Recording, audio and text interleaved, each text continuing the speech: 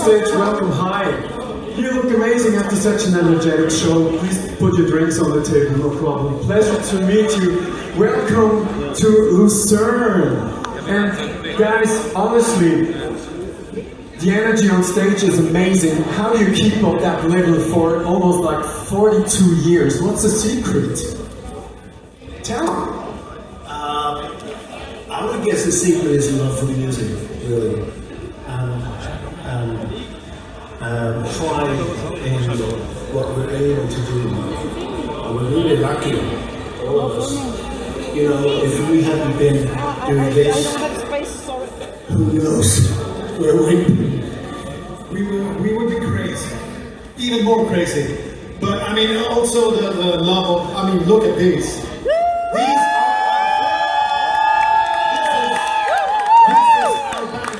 This is what targeted us through the decades.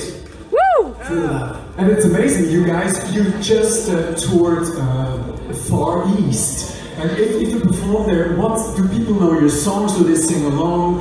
Can you walk on the street and say, final countdown? And when did it hit those areas like Japan or Taiwan? Tell us about it.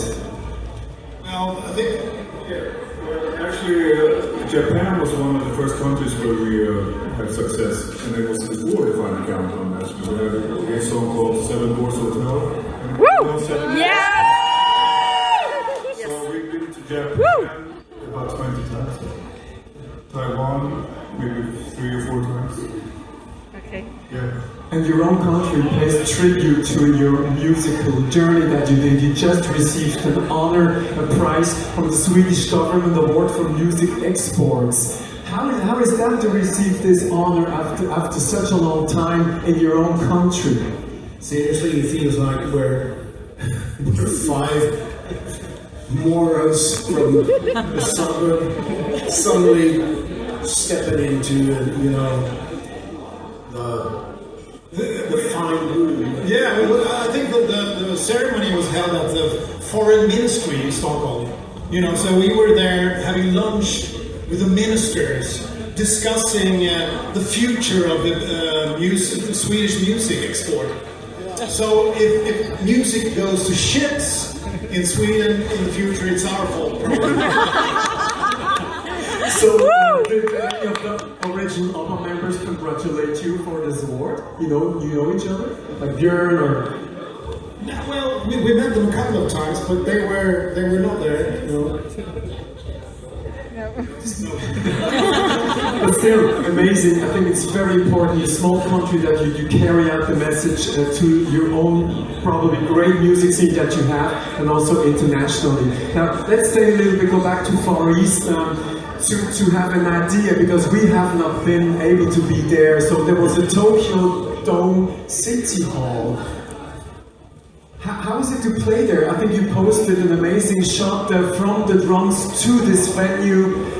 You play any different than when you play here in Lucerne? Well, it's an amazing. I mean, the Japanese concert halls are always, I don't know, they're amazing. They're very beautiful, very well organized, and very tidy and clean. And I mean, look at this picture. It was really huge. And again, I mean, the Japanese people are so special. You know, they go crazy when we play live. You know, while we play the songs, they just sing along and go crazy. And then when we stop the song, people go dead quiet because they want to hear, they want to listen, they want to pay respect to the artist. So it's a different thing to play for the Japanese fans. What you take from there, what you learn, like traveling, being able to travel the world and grasp this very different mentalities. What do you take for your journey from those concerts?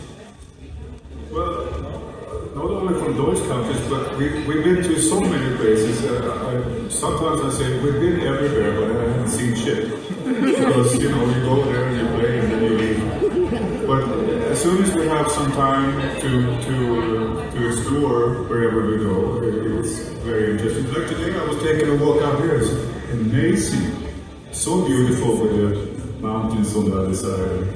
And the weather, I mean, back home in Sweden now it's like 6 degrees, and now today it was 22, it's like summer. More than that, especially for you guys. But Switzerland has a very special place in your career. The song, The Final Countdown and Carrie, you recorded in the studio in Moule, the Power Play Studios, which we see here. How was it to come back to this place, to see a great Neve console, which many artists love when they go there, to have like the studio machines? What do you remember about recording those songs way back at that time in the Power Play Studios? It was, you can... No, I was just going to say, the first thing that comes to mind is Haugland, because that was the beer.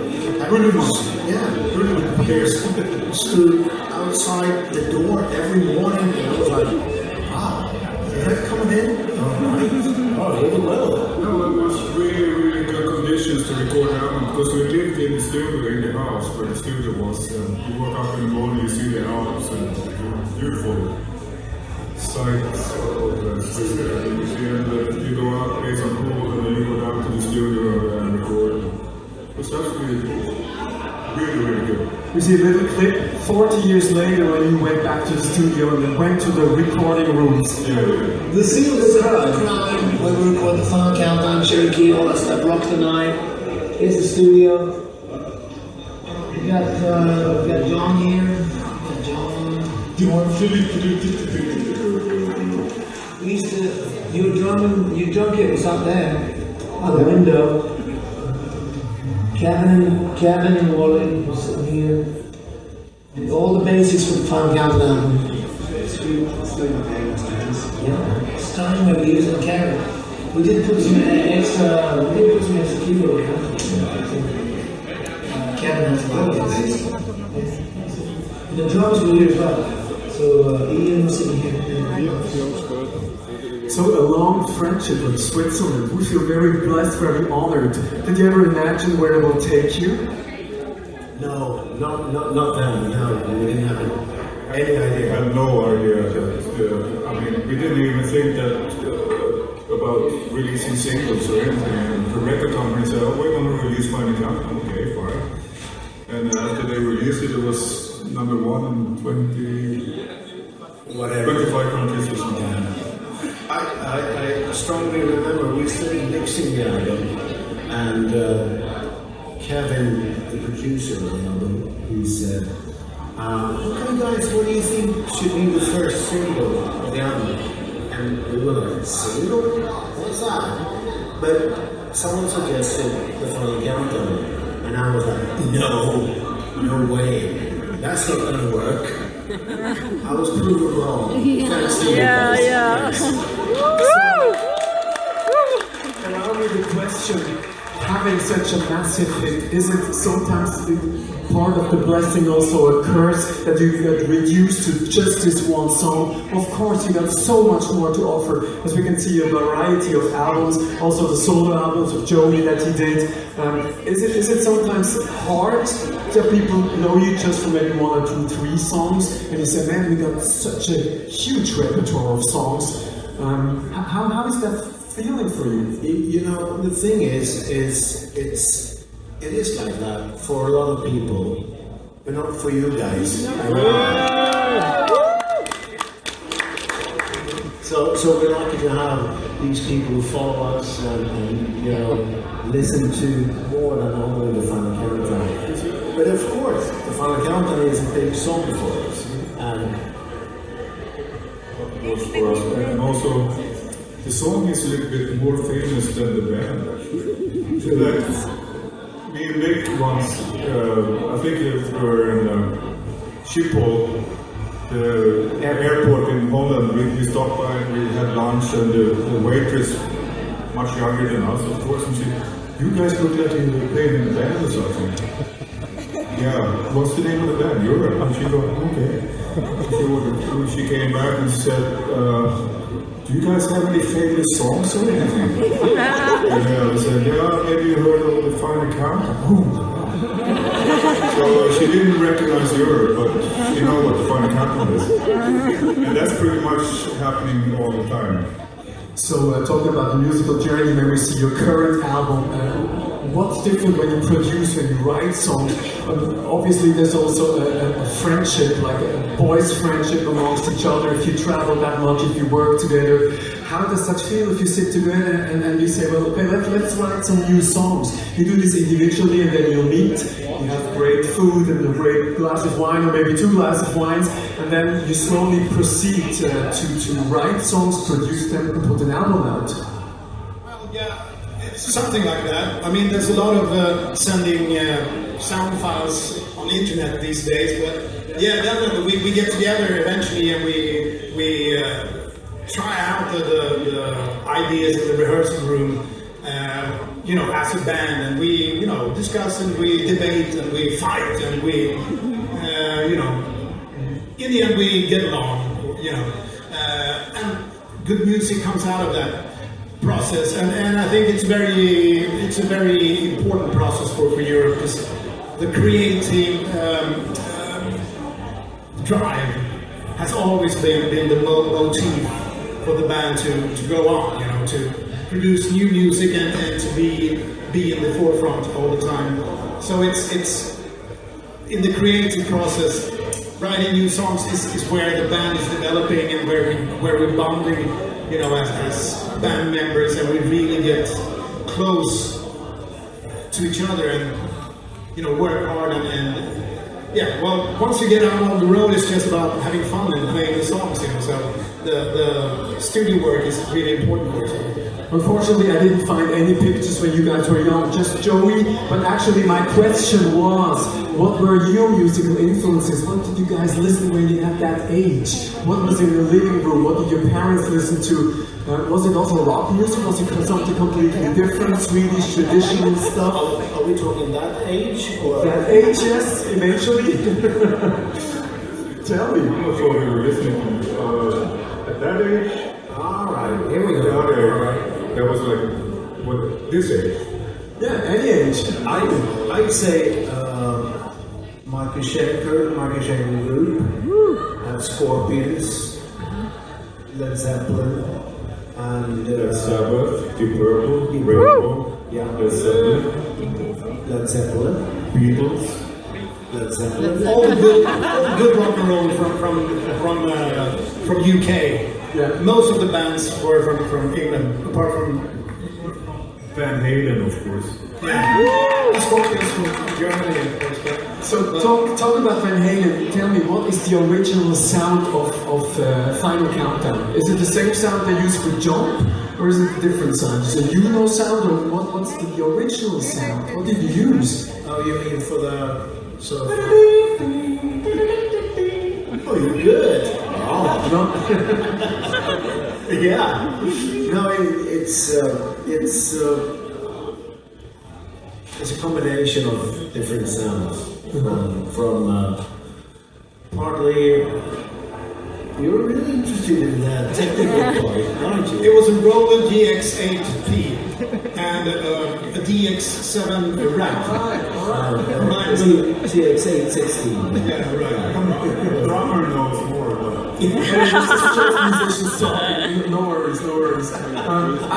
You know, when I think back at the time, you were so omnipresent, like in all the, you know, the papers, the tabloids, you were everywhere. You remember anything about, did you come to Switzerland, perform any shows in the 80s, in the 90s? Festivals, TV shows? Back then it was festivals were not in the 80s and 90s. I mean, the festivals were coming along in the late 90s. So we were touring, and of course we were stopping by in Zurich and some places else too in Switzerland. But there was no festivals around back then. Now we do festivals every summer, so we're coming back to Switzerland. 29th of June. Wow, 29. Juni kommen wir wieder zurück in Schweiz. When you guys perform? In China or Lausanne or Lugano or something in Zona? It's a small. Bellinzona. Bellinzona, okay. It's close to Milan. Okay, Further south. So So tell me, in the near future, what are your plans for this year, for the coming years? What do you guys plan? Well, we have we're going to continue. We did a tour in here with what we call the time capsule tour, and we're going to hopefully we can manage to do it in the eastern parts of Europe as well. So that's about it. Hopefully that's going to come together before, but we can't make any promises about that really right now. But we're hoping for that, and we also have started talking about maybe making a new album. Yeah, it's about time.